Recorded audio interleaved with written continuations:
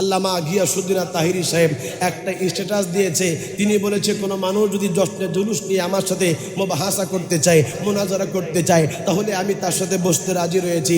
আমি এখনো পর্যন্ত কোনো মানুষকে দেখলাম না তিনার চ্যালেঞ্জটা গ্রহণ করতে। আমি এটাই বলবো, আজকে যদি আমার যেই সমস্ত ভাইয়েরা রাস্তার মধ্যে লাঠি সোটা নিয়ে দাঁড়িয়ে যান, জশ্নে জুলুস করা যাবে না, এইটা করা যাবে না, আমি তাদেরকে বলবো দলিলের জোরে কথা বলেন, লাঠির জোরে কথা বললেন না। কথা বলেন ঠিক কি না? আপনারা তো দেখতেছি মুখে মুখে অনেক বড় বড় কথা বলেন, মুখে মুখে বড় বড় কথা না বলে আপনারা আসেন কিতাব নিয়ে, আমরা বসে যাই, দেখি কাদেরটা সঠিক, দেখি মিলাদুন নবীর কথা কোরআন হাদিসের মধ্যে আছে কিনা, জশ্নে জুলুসের কথা কোরআন হাদিস দ্বারা শিখত কিনা। আমার নবী যেই দিন দুনিয়ার মধ্যে শুভ আগমন করবে, ওই দিন তো আমার আল্লাহ আসমান থেকে ফেরেশতা পাঠিয়েছেন, ওই দিন তো আমার আল্লাহ জান্নাত থেকে হুরগালমান পাঠিয়েছেন, ওই দিন তো আমার আল্লাহ আসমান ওই জান্নাত থেকে আসিয়াকে পাঠিয়েছেন, হাজরাকে পাঠিয়েছেন, হাওয়া আলাইহিস সালামকে পাঠিয়েছেন, হযরত মরিয়ম আলাইহিস সালামকে পাঠিয়েছেন। আল্লাহ জুলুস করেছেন, আল্লাহ আসমান থেকে ফেরেশতা নাজিল করেছেন, আর আল্লাহ জুলুস করিয়েছেন। এই জন্য সুন্নিরা খুশি হয়ে জশ্নে জুলুস করে জবান খুলে কন্যা মারহাবা। এই জন্য কোনো বাবের বৈধ সন্তান জশ্নে জুলুসের বিরোধিতা করলে আমি তাকে বলবো, যদি হালাল জাদা হয়ে থাকেন তাহলে চ্যালেঞ্জটা গ্রহণ করে ফেলুন।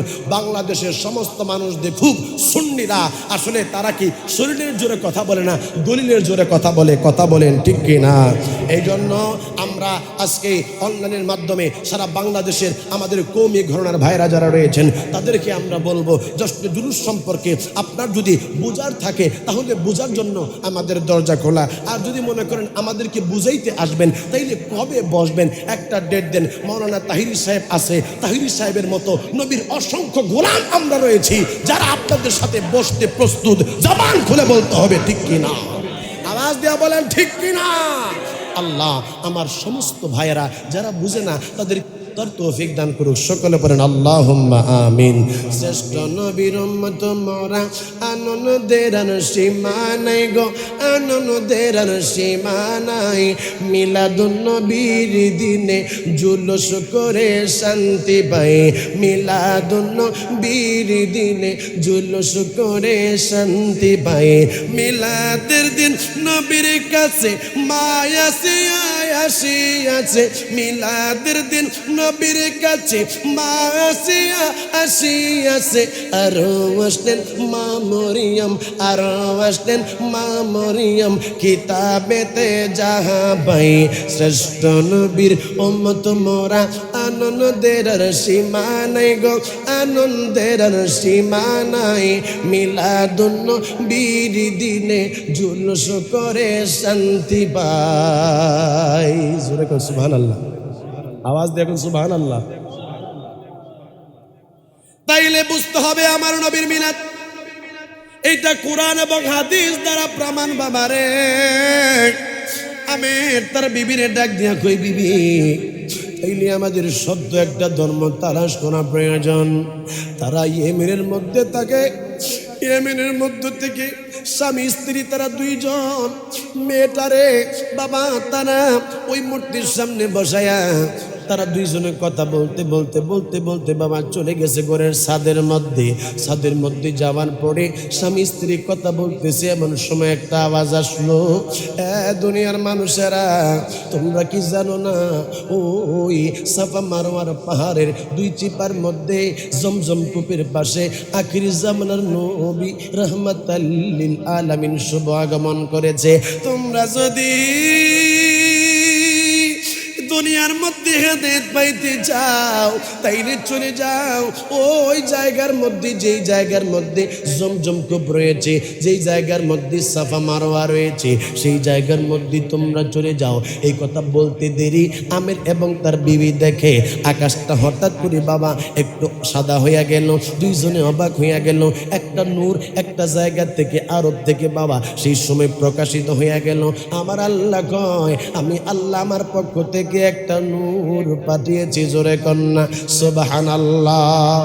কদ জাআকুম মিনাল্লাহি নূর নূর, জবানটা ঘুরে কন্যা সুবহানাল্লাহ। বন্ধু আমার আল্লাহ ঘোষণা দেয় আমার পক্ষ থেকে, তোমাদের কাছে একটা নূর আসলো বাবারে। আমাদের দেশের মধ্যে কিছু মানুষ পাওয়া যায় যারা কই আমার নবী নাকি তাদের মতো সাধারণ মানুষ, কিন্তু আমার আল্লাহ কই না না, আমার নবী তোমাদের মতো না। আর আমার নবীও কই আইয়ুকুম মিসলি, কে আছো আমার মতো, আমি তোমাদের কারো মতো না। হায় রে, আমাদের দেশের মধ্যে কিছু মানুষ পাওয়া যায় যারা কই কুল ইন্নামা আনা বাশার, যারা কই আমার আল্লাহ আমার নবীরে কইছে আমিও তোমাদের মতো মানুষ। হায় রে বন্ধু, আমার নবী দেখতে মানুষ, কিন্তু আমার আপনার নবী আপনার আমার মতো মানুষ না। কারণ আমার নবী যেই সময় হাঁটতো রে, ওই সময় আমার নবীরে আকাশের মেঘমালায় আইসা ছায়া দিত। জোরে কন্যা সুবহানাল্লাহ। আপনি আমি যে সময় হাঁটি সেই সময় আপনারে আমার কি মেঘমালা এসে ছায়া দেয়? আপনার নবী আমার নবী যেই সময় হাঁটতো, নবীজির পায়ের নিচে যদি কোনো শক্ত কিছু পড়তো তাইলে সেটা তুলার মতো নরম হইয়া যাইত। আমার নবী যেই সময় রাস্তা দিয়ে হাঁটতো, আমার নবীরে সেই সময় গাছেরা সালাম জানাইতো। আমার নবী যখন হাঁটতো, আমার নবীরে পাথরে সালাম জানাইতো। আমার নবী যখন হাঁটতো, কেউ যদি মুসাফা করতো, তার হাতের মধ্যে 3 দিন 3 রাত্র পর্যন্ত মেশকো আম্বরের সুঘ্রাণ বইতে থাকতো। আমার নবী যদি কারো মাথার মধ্যে হাত বুলাইয়া দিত, তাইলে তার মাথার থেকে মেশকো আম্বরের সুঘ্রাণ বাহির হতো। আমার নবী যে রাস্তা দিয়ে যাইতো, ওই রাস্তার মধ্যে মেশকো আম্বরের সুঘ্রাণ বইতে থাকতো। আমার নবী কেমন নবী? যেই নবী কোনো লবণাক্ত পানির মধ্যে নবী থুতু নিক্ষেপ করলে ওই পানিটা মেশকো আম্বর থেকে আরো সুঘ্রাণ হয়ে যাইতো। আমার নবী যদি কোনো মানুষের হাতের মধ্যে যদি থুতু নিক্ষেপ করতো, ওই থুতুটা যদি তারা এইভাবে ঘষা দিয়া দেহের মধ্যে লাগাইতো, মেশকো আম্বর থেকে বেশি সুঘ্রাণ বাহির হতো। আমার নবী কেমন নবী? যেই নবীর পচিনা মোবারক থেকে, গাম মোবারক থেকে আমার নবীর মেশকো আম্বরের সুঘ্রাণ বাহির হতো। আমার নবী কেমন নবী? যেই নবী ডুবন্ত সূর্য শাহাদাত আঙ্গুলে দিয়ে উঠায়া মাওলা আলীকে আসরের নামাজ পড়িয়েছেন। আমার নবী কেমন নবী? যেই নবী জমিনের মধ্যে থেকে আকাশের চাঁদটাকে 2 টুকরো করেছেন। আরেকটু আস্তে কন্যা সুবহানাল্লাহ। জবান খুলে কন্যা আল্লাহু আকবার। মোহাব্বতের আওয়াজ দিয়া কন্যা ইয়া রাসূলুল্লাহ। চিৎকার মেরে কন্যা ইয়া হাবিবাল্লাহ। আমরা আমাদের নবীকে দেখতে চাই কি চাই না? কবরের মধ্যে নবীর দরকার আছে না নাই? মরণের মধ্যে নবীর দরকার আছে না নাই? হাসরের মধ্যে নবীর দরকার আছে না নাই? ফুলসিরাতের মধ্যে নবীর দরকার আছে না নাই? মিজানের মধ্যে নবীর দরকার আছে না নাই? চিৎকার মেরে কন্যা ইয়া রাসূলুল্লাহ। তোরা দেখে যা আমিনা মায়ের কোলে, তোরা দেখে যা আমিনা। কষ্ট হচ্ছে আপনাদের? আমি কি শেষ করে দিব? কিছুক্ষণ চললে অসুবিধা হবে? জোরে কন্যা মারহাবা। জোরে আরেকটা আওয়াজ দিয়ে কন্যা মারহাবা। হুজুর জশ্নে জুলুস করেছেন, ঈদে মিলাদুন নবী সাল্লাল্লাহু আলাইহি সাল্লাম আপনারা উদযাপন করেছেন।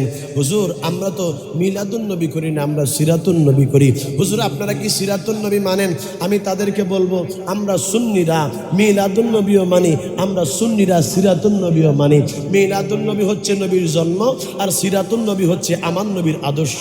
আমরা সুন্নিরা আগে মিলাদুন নবী মানি। কেন মিলাদুন নবী মানি? যদি মিলাদ না হয়, নবীর জন্ম না হয়, তাহলে নবীর আদর্শ কিভাবে ধরব?